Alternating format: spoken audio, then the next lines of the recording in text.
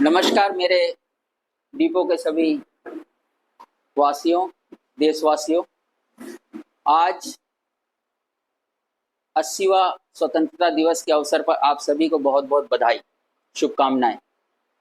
और साथ ही साथ मीडिया के कर्मी जो हमारे बीच पहुंचे हैं उन सब का भी बहुत बहुत धन्यवाद। आज का ये प्रेस मीट खास तौर पर भारतीय मजदूर संघ द्वारा जो आने वाले 17 अगस्त को देशव्यापी धरना प्रदर्शन, रैली, आंदोलन करने जा रहा है, उस विषय पे हमने बुलाया है। इसका ज़रूरत क्यों पड़ा, इस बारे में हम बताएंगे। और साथ ही साथ इसका जो डिसीज़न, ये जो देशव्यापी हमारा धरना प्रदर्शन होना है, इसका डिसीज़न हमारे रांची में हुए 161 केंद्रीय कार्य समिति में इसका निर्णय लिया गया सर्वसम्मति से कि आने वाले 17 तारीख को पूरे भारतवर्ष में सरकार को जगाने के लिए भारतीय मजदूर संघ का जो बहुत सारा डिमांड्स है, काफ़ी समय से पूरा नहीं हुआ, उन सब डिमांड्स को सरकार तक पहुंचाने के लिए 17 तारीख को पूरे भारतवर्ष में हम एक देशव्यापी आंदोलन करने जा रहे हैं। आंदोलन का जो मुख्य विषय है वो मैं आपके सामने रखना चाहता हूँ। सबसे पहला जो है तो EPS 95, जो EPS 95 जो हमें अभी वर्कर को 1000 रुपया दिया जा रहा है, 1000 रुपया पर मंथ, जो कि किसी भी रूप से पूरा नहीं है, उसको 7500 का डिमांड कर रहा है भारतीय मजदूर संघ। दूसरा हमारा है जो सीलिंग है EPF ESI का और बोनस का कैलकुलेशन जो करते हैं उसको सही तरह से करना और सही दाम मजदूरों को मिलना, इस विषय का हमारा सेकंड है।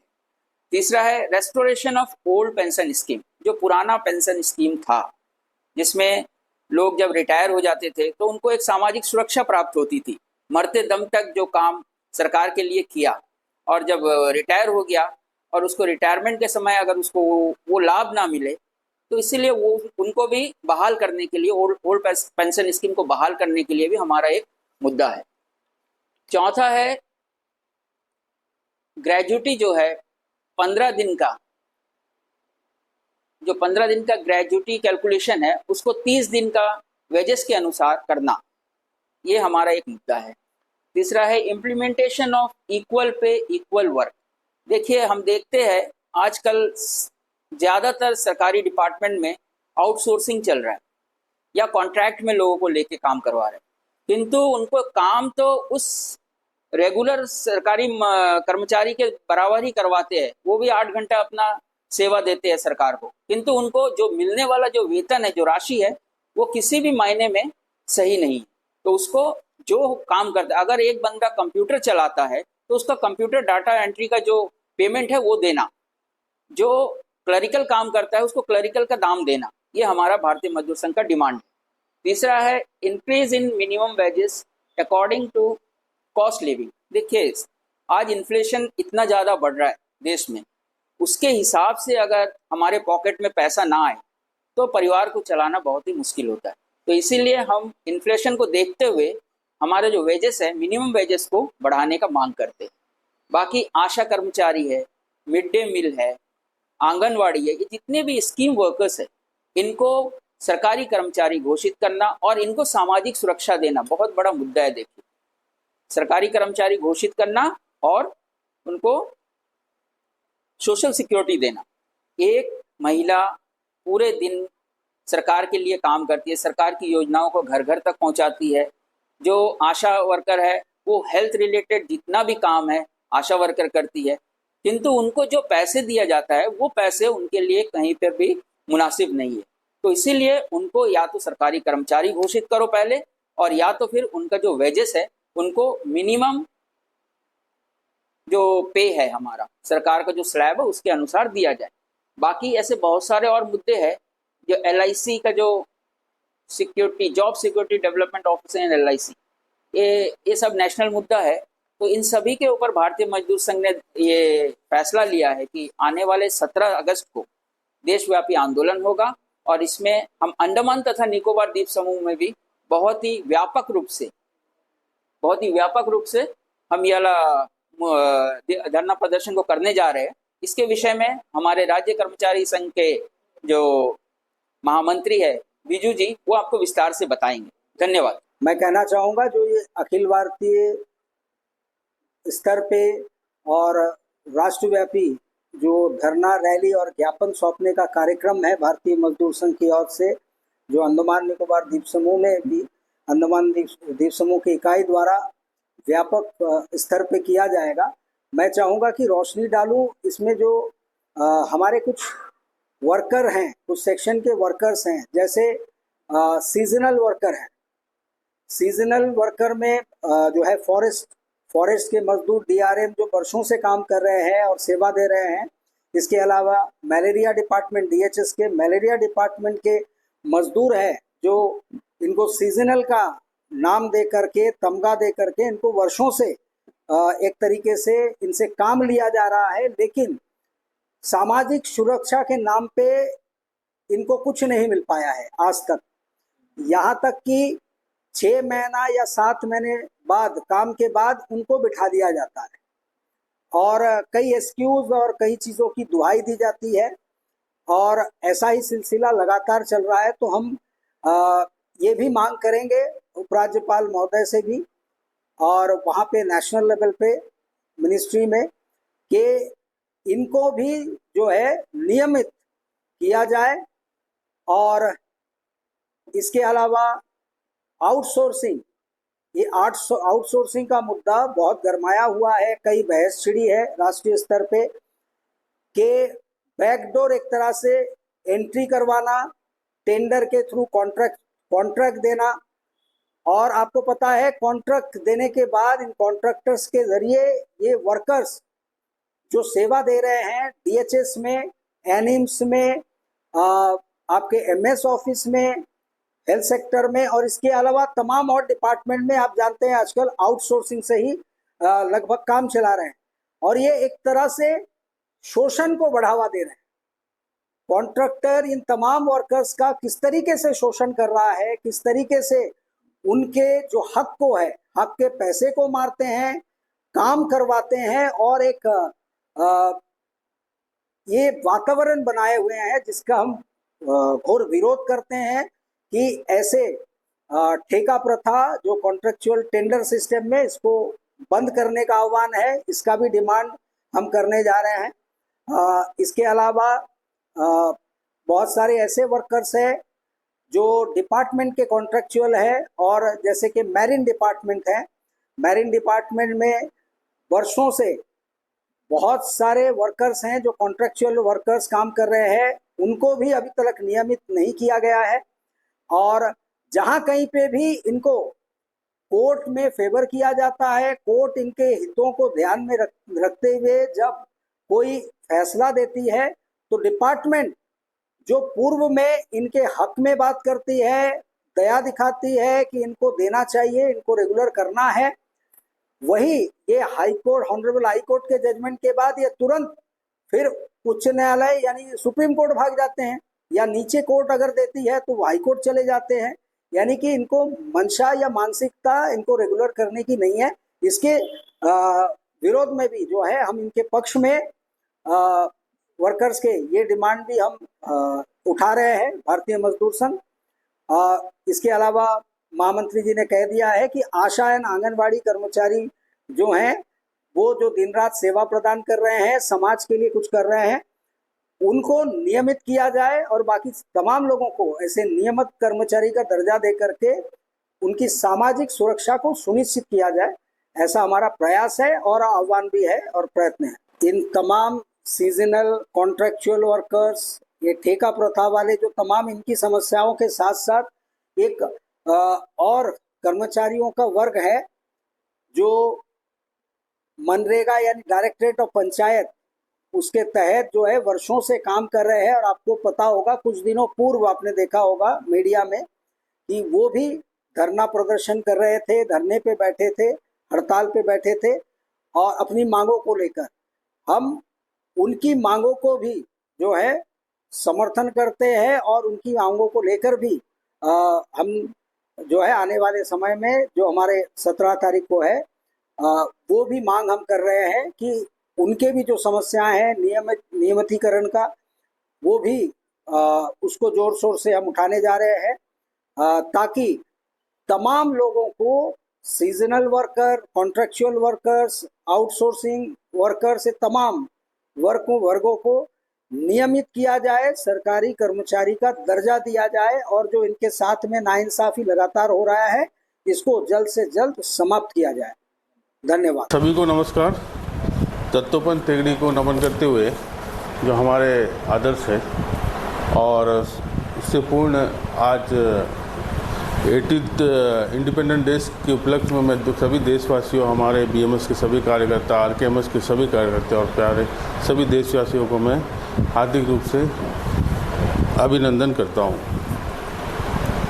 आज बीएमएस के साथ में हमारा और आरकेएमएस, जो राज्य कर्मचारी महासंघ, जो गवर्नमेंट एम्प्लॉयज़ को देखता है, वो एक यूनिट जो बीएमएस से एफिलेटेड है। हम लोग पूर्ण रूप से जो बीएमएस का जो अधिवेशन, ये आंदोलन है 17 तारीख को, उसमें हमारे कुछ लोकल मुद्दे को, उसमें कुछ लोकल मुद्दे जो है भी इश्यूज़ को हम लोग लिए हैं, जिसमें ऑटो का जो फेयर्स है, जो बीएमएस का है, तो ऑटो का जो फेयर है उसको रिवाइज करना है।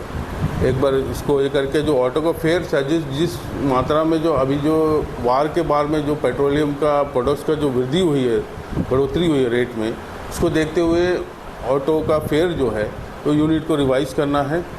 और एक डिमांड है कि जो परमिट होल्डर है, जो ऑटो को परमिट दिया जाता है, पहले अंडमान में ऑटो का परमिट जो है अनएम्प्लॉयड बच्चा को दिया जाता था, एम्प्लॉय यूथ को दिया जाता है कि वो अपना रोज़मर्रा के लिए एक और रोज़गार को पूरा करे और ऑटो को चलाए। मगर अभी देखे हैं आने वाले कुछ समय के बाद में एक के पास में 10-10 ऑटो हो गया। मतलब वो तो एक बिजनेस जैसा कर रहे हैं। मतलब वो अनएम्प्लॉयड को नहीं, और 10 जन का जो बच्चे लोगों को जो ऑटो मिल रहा है, इतना छोटी सी जगह में, इतनी छोटी सी रोड में, अंडमान में कितनी गाड़ी को परमिट देंगे? गवर्नमेंट की भी समस्या है। तो इस पर गवर्नमेंट को ध्यान देना है कि अनएम्प्लॉयड को पहला प्रायोरिटीज़ में दिया जाए ऑटो परमिट। ये नहीं कि बिजनेस करने के लिए एक आदमी को 10-10 ऑटो परमिट दिया जाए। और उनके साथ में जो आइलैंडर है, जो यहाँ के अंडमान के वासी है, उनको पहला प्रायोरिटी दिया जाए। उनको जो ऑटो परमिट पहले उनको दिया जाए। उनके साथ में हमारा आरकेएमएस का हमेशा सा ये मुद्दा रहा है कि जितने डीआरएम्स अंडमान निकोबार एडमिशन में विभाग में काम कर रहे हैं, उनको रेगुलाइज किया जाए। वो ये हमारा प्रायोरिटी हमेशा रहा है। तो इसका भी मैं डिमांड हमारे माध्यम बीएमएस के इस आंदोलन में रहेगा कि जो DRMs, all DRMs are regularized by the administration, UT administration Andaman Nicobar. और एक हमारा जो डिमांड है, कवरेज में एआईसीसी को टू ऑल डीआरएम्स, कॉन्स्टिट्यूशनल स्टाफ और जितने भी एम्प्लॉयज़ हैं, उसको ये स्कीम के तहत लाना चाहिए। और ये हमारा इसके लिए कम्प्लीटली पत्राचार हो चुका है। इससे हम इनको लेकर रेगुलाइज और ये मुद्दे में हमारे जितने मिनिस्टर, होम मिनिस्टर भी आए थे, उनसे भी दरख्वास्त हुआ था, उनका भी बहुत पॉजिटिव रिप्लाई है। और जो भाव मुझे लगता है कि मंत्रालय में इसमें करने में आश्वासन के हिसाब से तो पॉजिटिव है, मगर कहीं ना कहीं एडमिशन का कुछ कार्रवाई की वजह से ऐसा हस्ताक्षर हुआ। तो इसको दूर करते हुए ये बहुत जल्दी से जल्दी स्कीम्स वगैरह यहाँ में होना चाहिए। और जो नया लेबर कोड आया है, जो अभी हाल ही में लेबर कोड लागू हुआ है, उसमें जो है डीआरएम्स को, और ये है 15 डेज़ का लीव जो है ऑल डीआरएम्स को दिया जाए। वो जल्द से जल्द यहाँ अंडमान निकोबार में मनरेगा को भी रेगुलाइज करना। हाँ, वो भी लागू। ऑल डीआरएम्स को जो है 15 डेज़ का लीव प्रदान किया जाए, जो लेबर नया कोड में है। और जो ओवर टाइम करता है, जो एम्प्लॉयज़ ओवर टाइम करता है, जो उनको मिनिमम जो 8 आवर्स का ड्यूटी का आवर्स से ज़्यादा अगर कोई एडमिशन उनको काम करवाता है या गवर्नमेंट काम करवाता है, तो उसको जो है डबल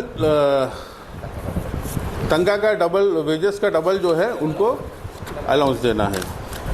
तो ये कुछ मुद्दे हैं। और उसके साथ में जैसे मैं बताऊं तो पूरी अधिवेशन में भी हमारा ये हुआ था, इस मुद्दे को हम लोग वहाँ भी दिए थे बीएमएस के माध्यम से, और हमारा भी हुआ था। उसके बाद हमारा कल्याणी अधिवेशन राज्य कर्मचारी महासंघ में हुआ था, तो उसमें भी ये हमारे ये मुद्दे राज्य कर्मचारी संघ द्वारा और कहीं पत्राचार जो मुझे अवगत हो, हमारा राज्य कर्मचारी हम बीएमएस, सेंट्रल बीएमएस, यहाँ के बीएमएस, ये कंटिन्यू हम लोग पत्राचार कर चुके हैं, पत्राचार के ऊपर ध्यान दिया, मगर कहीं ना कहीं एडमिशन का नेग्लेंसी लग रहा है, जिसमें मतलब नेग्लेंसी तो नहीं, थोड़ा ढीलापन लग रहा है, जिससे काम में जो जल्दी होना है वो देरी हो रहा है। क्योंकि देखा गया कि डीआरएम देवड़ एज होके रिटायरमेंट के कगार में, अगर उनको फाइनेंशियल बेनिफिट, कुछ रिटायर होते हैं तो उनको कोई फाइनेंशियल बेनिफिट नहीं मिलता, तो ऐसे हो गए कि जो एक डीआरएम जो 60 उम्र के हो गए और कई साल रिटायर होके, मतलब उनका एज पीरियड खत्म हो गया। तो इसको जल्दी से जल्दी जो है इम्प्लीमेंट करने की आने वाले वक्त में इसका बेनिफिट ये गाँववासी यहाँ के सभी डीआरएम्स को मिले। तो इतनी सी छोटी सी वाणी से मैं छोटी सी वाणी से अपना वक्तव्य समाप्त करता हूँ। धन्यवाद। वंदे मातरम। नमस्कार, धन्यवाद जी। भारतीय मजदूर संघ के प्रदेश अध्यक्ष की उपस्थिति में वेंकट लक्ष्मी जी, प्रदेश महामंत्री सुनील घोष जी, प्रदेश उपाध्यक्ष अनूप कुमार दत्ता जी, प्रदेश उपाध्यक्ष विजय नायर जी, राज्य कर्मचारी महासंघ के अध्यक्ष बीएमएस के कोंडाराव जी, और मैं बिजू पिल्ले, महामंत्री अंडमान निकोबार राज्य कर्मचारी महासंघ। आज भारतीय मजदूर संघ राष्ट्रव्यापी जो आंदोलन है उसके संदर्भ में आप सभी से अवगत कराया। अंडमान में जो आंदोलन का रूपरेखा तैयार किया गया उसमें सर्वप्रथम हम अपने डिगलीपुर से आरंभ करते हैं। डिगलीपुर में होगा, साथ ही साथ मायाबंदर उपायुक्त कार्यालय में ज्ञापन सौंपा जाएगा। इसके उपरांत रंगत सहायक आयुक्त के कार्यालय में, वहां से श्री विजयपुरम में सबसे बड़ी रैली और बहुत बड़ा स्तर पर जो है कार्य चल रहा है, जो जिला परिषद कार्यालय के पार्किंग से आरंभ होगा और तिरंगा पार्क में समाप्त होगा। इसके उपरांत तिरंगा पार्क में पब्लिक मीटिंग का भी आह्वान किया गया है। इसके अलावा दक्षिण छोर में बढ़े तो हडबे में तहसीलदार के कार्यालय में ज्ञापन सौंपा जाएगा। सारे ज्ञापन जो है माननीय प्रधानमंत्री के नाम पर दिया जाएगा और कार निकोबार में उपायुक्त कार्यालय के माध्यम से प्रधानमंत्री कार्यालय भिजवाया जाएगा। और अंतिम छोर ग्रेट निकोबार को भी हमने शामिल किया है, जिसमें हमारे भारतीय मजदूर संघ से जुड़े हुए आशा कार्यकर्ता और आंगनवाड़ी वर्कर के अलावा राज्य कर्मचारी महासंघ से जुड़े हुए कार्यकर्ता सभी स्थानों पर इनका समर्थन करेगी और सारे कार्य में सहयोग प्रदान करेगी। इस पूरी रूपरेखा में जो उद्देश्य है एक ही है कि कामगार वर्ग को न्याय दिलाना, जितने भी इनके ऊपर में अत्याचार हो रहे हैं उससे मुक्ति दिलाना। हम पूर्ण तरह इस अवगत करा दे कि किसी भी प्रकार का कोई भ्रम फैलाने का काम नहीं कर रहे हैं। भारत सरकार से जितना निवेदन करना था, जितना आवेदन करना था, सब किए। अब जाकर भारतीय मजदूर संघ राष्ट्रीय स्तर पर यह निर्णय लिया है कि हमें अब सड़क पर उतरना है तो हमें उतर के ही अपनी मांगों को पूर्ति करनी है।